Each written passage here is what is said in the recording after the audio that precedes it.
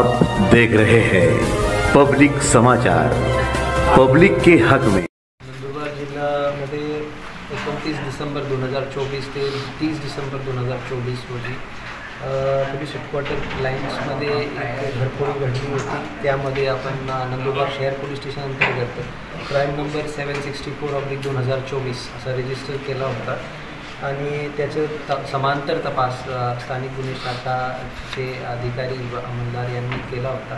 त्यामध्ये एक आंतरराज्य गँग निष्पन्न करण्यात आली आणि त्यामध्ये पहिले 2 आरोपी नंतर 3 आरोपी असे एकूण 5 आरोपी निष्पन्न करून त्यांना पोलिसांनी ताब्यात घेतला। त्या सर्व आरोपींच्या वेगवेगळे इंट्रोगेशन आणि इन्क्वायरीमध्ये आणि तपासामध्ये एकूण 23,34,310 रुपयांचा किमतीचा मुद्देमाल जप्त करण्यात आला।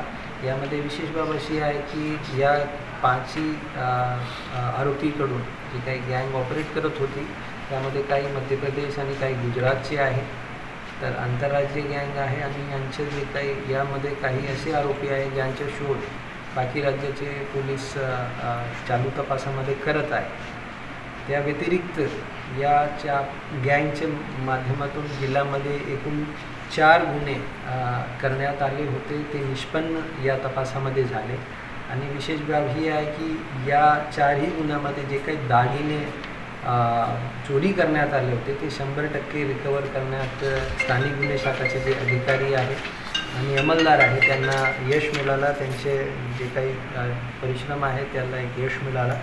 यामध्ये स्थानिक गुन्हे शाखाचे प्रभारी अधिकारी श्री हेमंत पाटील आणि त्यांचे दुय्यम अधिकारी श्री मुकेश पवार, त्याचबरोबर पोलीस हवालदार श्री मुकेश तावडे, राकेश मोरे, विशाल नागरे, बापू बागुल, पोलीस नायक मोहन दमदरे, पोलीस सिपाई अभय राजपूत आणि विजय धिवरे अशी या टीमची कंपोजिशन आहे। या सर्व अंमलदारांना खूप अभिनंदन आहे आणि अशाच पद्धतीने पुढेही त्यांचं काम राहील अशी अपेक्षा आहे। या